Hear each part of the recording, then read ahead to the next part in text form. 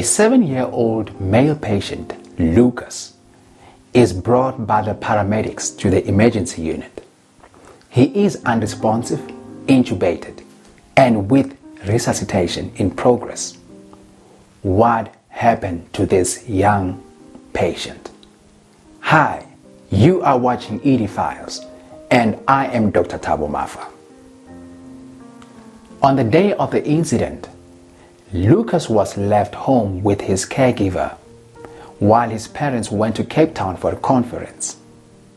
On that day, he was riding his bicycle around the pool, which he usually did with no problems. The caregiver was cleaning inside the house, but an hour later, she noted that Lucas was very quiet and he was nowhere to be found. She looked around the pool and noted that the bicycle was there, but there was no one riding it. As she got closer, she noticed that Lucas was down there in the water, submerged. Drowning remains the third leading cause of unintentional injury-related deaths. It mostly affects children. It usually happens very fast and quietly, and those who survive it, unfortunately, may end up with permanent neurologic complications. But now, what do we mean when we say someone has drowned? What is the definition of it? It is a process of impairment in the respiratory function that comes after a patient has been submerged underwater. Let us now talk about the etiology, or how this drowning comes about. It could happen as a primary event, or there could be secondary events related to it. A patient who dives into the pool might sustain head injury sometimes, or even neck injury. Or there could be intoxication that took place before they started swimming. A patient who indulges in alcohol or other recreational drugs might find themselves in trouble when they are swimming. A known cardiac patient might suddenly have a chest pain or a heart attack while they are swimming, especially if their condition is not controlled. A known epileptic also might face similar challenges and start fainting while they are swimming. What are the things that could put a patient at risk of drowning?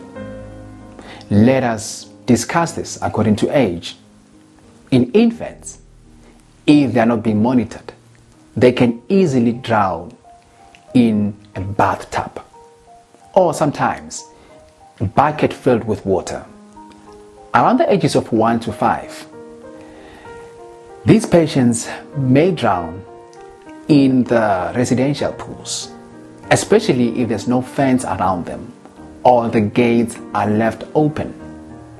And from the ages of 15 and above, these patients might drown in rivers or ponds, or sometimes when swimming in an ocean.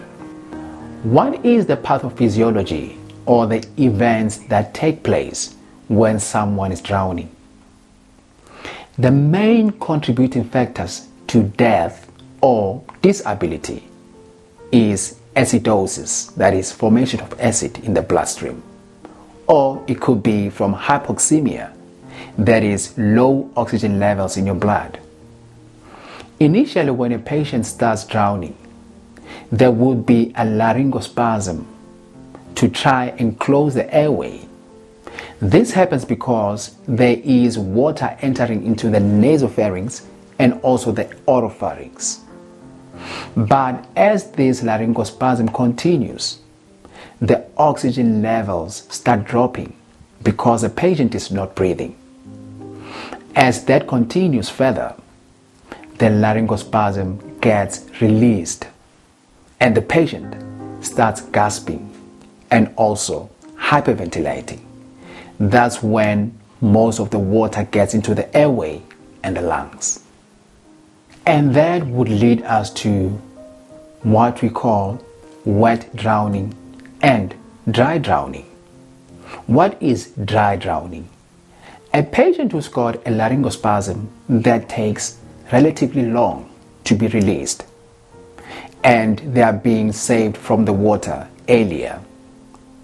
That would be regarded as dry drowning because at that moment there hasn't been too much water getting into the lungs and the airways. However, if a patient has got a laryngospasm and it gets released quite earlier when they were drowning, there would be significant amounts of water in the airway and also in the lungs, and this would be regarded as wet drowning. As a result of these events that we described above, the patient will now be hypoxic, meaning that low oxygen levels, and they'll start forming a lot of acid in the body. This will further lead to dysfunction of the heart and also brain injury.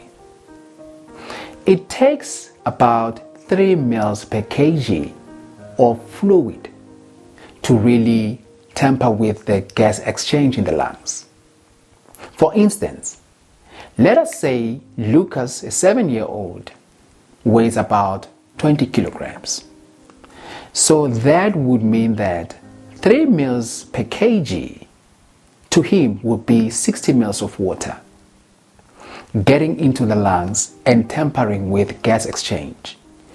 You can imagine this is not huge amounts of water, but the impact that it has on gas exchange is quite significant and even deadly.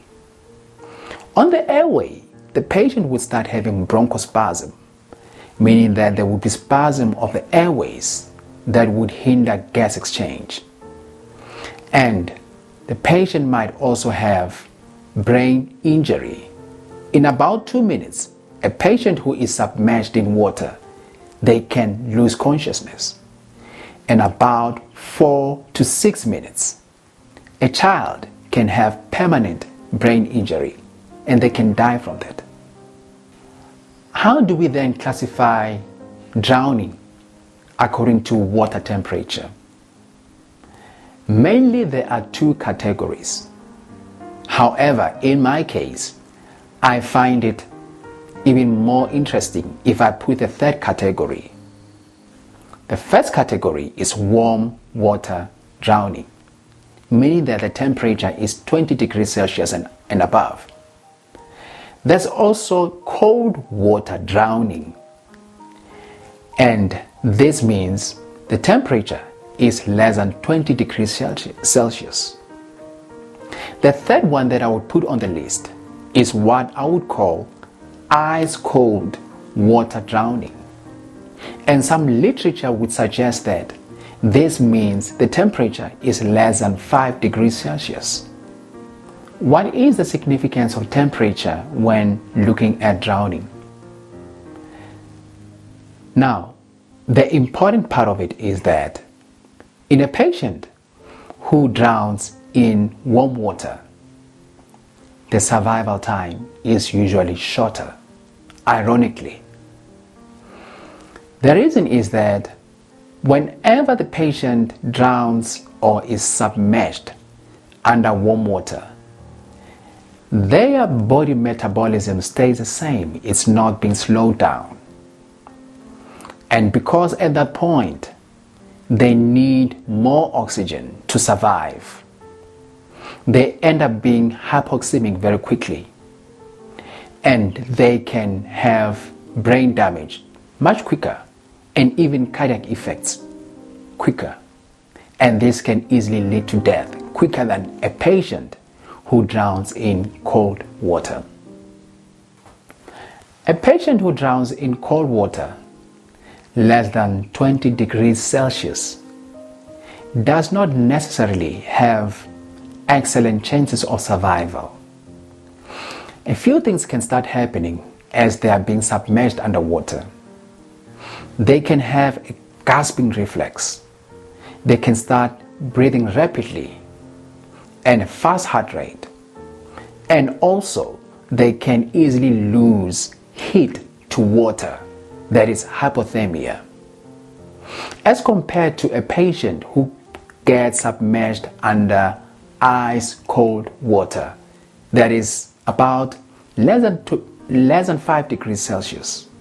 These patients start having what we describe as a diving reflex, meaning that their metabolism starts slowing down.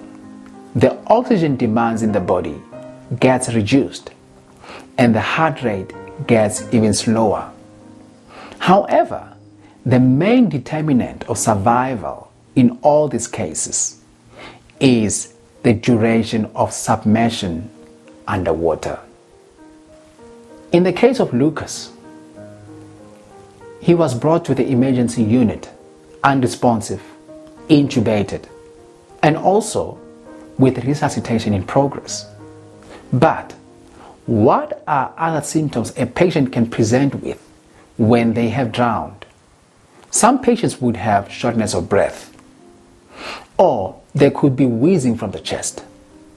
They can have a cough reflex. Others would have an altered level of consciousness.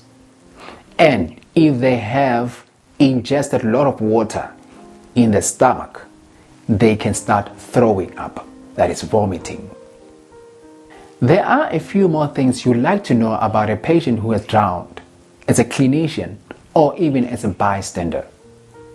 You'd want to know if they are epileptic or not. A patient who is not controlled and they are epileptic might have seizures as they are drowning. A diabetic patient who goes into hypoglycemia, that's low sugar level, or even hyperglycemia, might go into coma as they are busy swimming, and that could result in drowning. A patient with osteoarthritis, a severe one, could find it difficult to save themselves whenever they are about to drown due to joint problems. Patient with cardiac disease and they are not being controlled, with high blood pressures also, can easily go into a cardiac event like myocardial infarction or a heart attack whenever they are busy swimming. A psychiatric patient could have psychiatric related symptoms like hallucinations while they are still swimming, and that can easily put them at risk of drowning because of that. What are the signs that we expect in a patient who has drowned when we examine them? Other patients may be asymptomatic, meaning that there's no symptom at all or there's no sign to find when you examine them. And these are the ones that we might have managed to save quite early from the drowning process. Other patients could have shortness of breath or dyspnea. Others could have cough, wheezes, abnormal vital signs, and others could be presenting with a cardiopulmonary arrest. This would mean that they are not breathing and they do not have a pulse. And sometimes, unfortunately, you could have a patient who is already dead. What are the differential diagnoses or other possibilities that we could find in a patient who has drowned? You could have a case of child abuse, a child literally being submerged underwater. You could have a patient who tried to dive into the water and unfortunately they sustained a head injury or spinal injury. Other patients could be having medical conditions such as epilepsy, diabetes, and unfortunately they have a serious event while they are swimming. And Lastly, but not least, you can have what we call marine envenomation. This simply means that a patient who swims in an ocean or in a river could be bitten by something like a snake, and that paralyzes them, and it leads to them not being able to swim out of the water, and that could easily lead to death. And the investigations that we would do in a patient who has drowned would be the following. You need to do bloods. You can have an arterial blood gas. Remember, we mentioned that these patients have got a tendency of being acidotic or hypoxemic. You can also do infection markers like full blood count. You can do inflammatory markers like CRP. You can also have a look at the kidney function test, because some of them eventually would end with renal complications.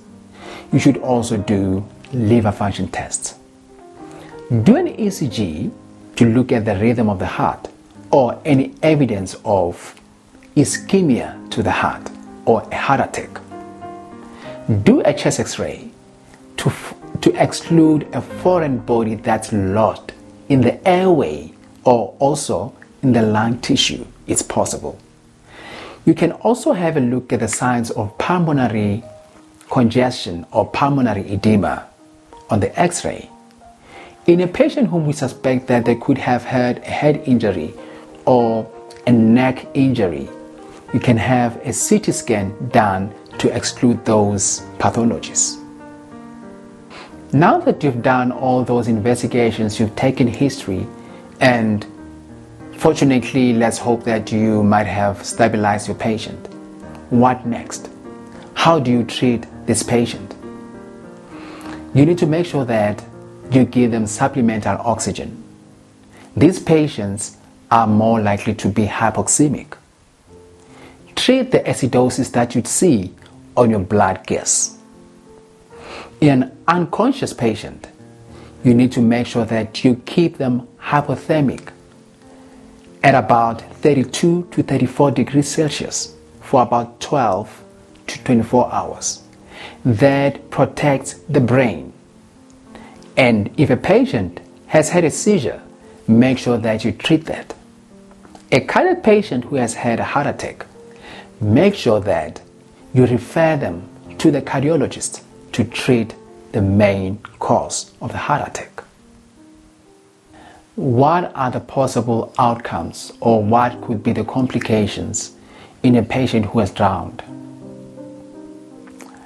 A patient could have lung complications such as pneumonitis, meaning that inflammation of the lung tissue. They can end up with a pneumonia. However, this is not very common. With neurologic complications, a patient would have cerebral edema or could end up with seizures due to hypoxemia to the brain. And a patient with cardiac complications could have a cardiac arrest, meaning that the heart ceases to pump. Other complications related to drowning could be infections, blood-borne infections.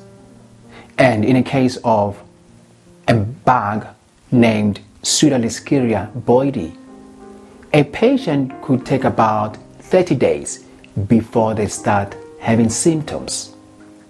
You could also have multi-organ failure, rhabdomyolysis, that is breaking down of the muscles, and also kidney problems as a result of this drowning. Perhaps now you're asking yourself, what are the chances of survival if you have drowned?